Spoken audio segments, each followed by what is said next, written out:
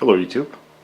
In today's video we're going to be trying to correct the warped stock on this rifle. You've probably seen me shoot this rifle and you probably can tell that the nose cap currently is twisted to the right, and you can see that it's touching the front side base. So that's what I'm going to try to correct today, and the method I'll be using to do this is hot oil method. Basically to bend wood or to change its shape in terms of bending or twisting it, you need to introduce heat necessary for that specific wood to become pliable. And in the walnut's case, it's around 300 degrees. So what I'll be doing is wrapping the stock around the area that I'm trying to straighten with some white cotton cloth, white so that nothing transfers over to the stock, no pigment. I'm going to be then soaking that cotton cloth with boiled linseed oil and using my heat gun to generate heat, to basically pass heat to the oil. Oil will retain heat a lot better than just trying to heat the stock by itself. And then I'll clamp it down with adjusting supports, basically, so that I create that reverse twist. The rifle has been taken apart, and now I wanted to show you how unstraight the stock is.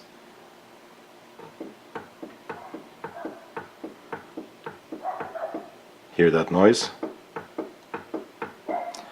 That's because this side is higher than that side, so obviously the stock is sitting canted, and that's the side also that, if you look at it this way, you can see that that side is a little bit higher. What I'll do is use shims, leather shims, and I've set, I'll be setting down what I need, basically. So for this side I'll add one more shim, and for that side I'll add one more shim, but here in the front and on this side I'll have one less shim, just so I can fill this channel here. This is about the area I'm going to be trying to heat up. So now that that area is filled on the inside there, I'm going to wrap it around like so. I think that should be enough, really, because the other thing that I need to worry about is lifting the stock so that this is not pressed up against the table. So I don't want to go too high with this cotton. Tied the wrap with some string.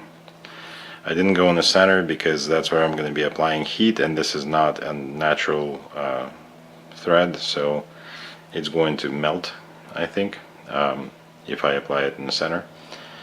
So that's that. Now let's look at our shims, and basically what I'll be doing is using, let's find the smaller ones.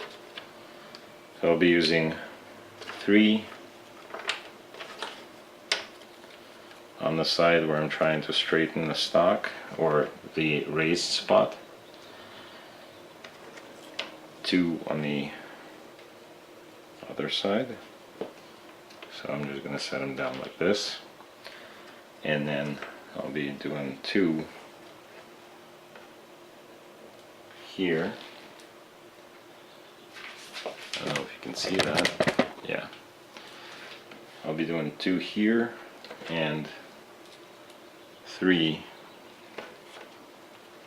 on the opposite side. So that's basically how my stock is going to be set up. Now I'm going to prepare my clamps, pre-position them basically. So now I'm basically just saturating my cotton cloth with oil. I should probably move this closer, yeah.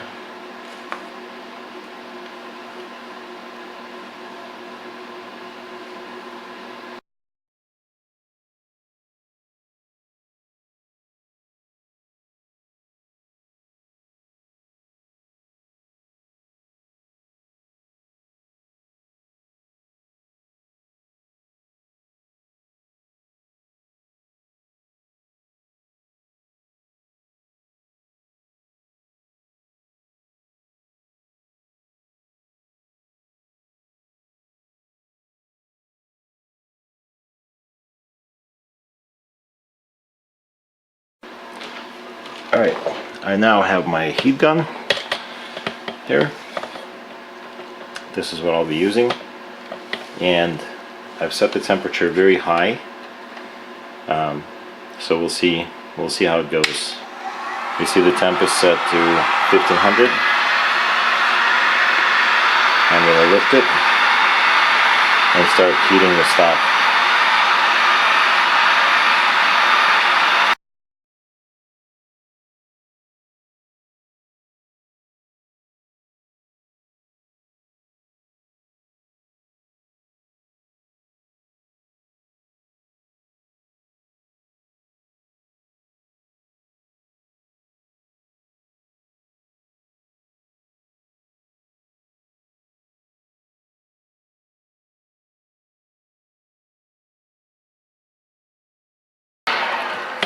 Now I'll go ahead and rest the stock a little bit and also apply a little bit more oil.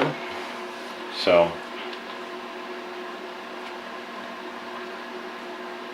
the heat inside should help it.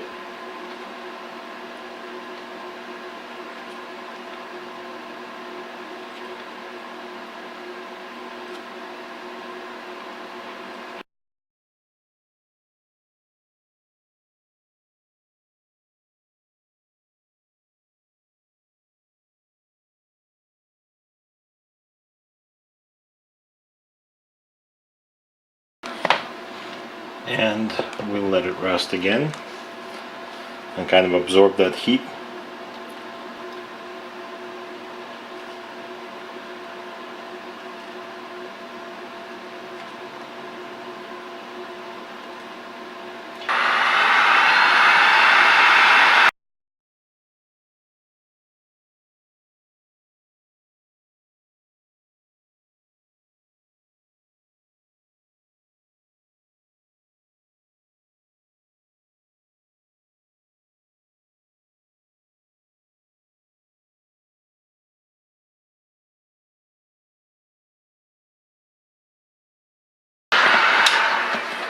I think that's probably enough.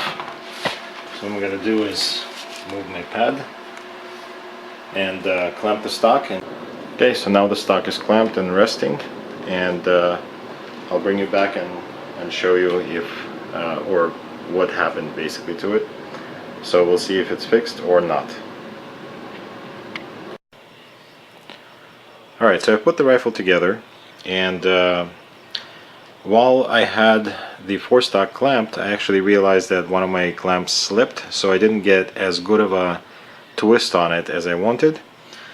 But still, it worked out better than it was before. So gap on the left side. Let me zoom you in. Okay. So you see now there's a gap on the left side and the right side. It's not as, the gap is not even, but it's better than it was before. I also installed a taller front sight just so that I can get it to shoot lower, the rifle I mean. So this is a 060.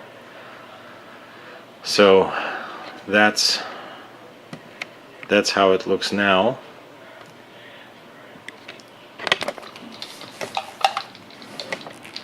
You can kind of see that the rifle is a little more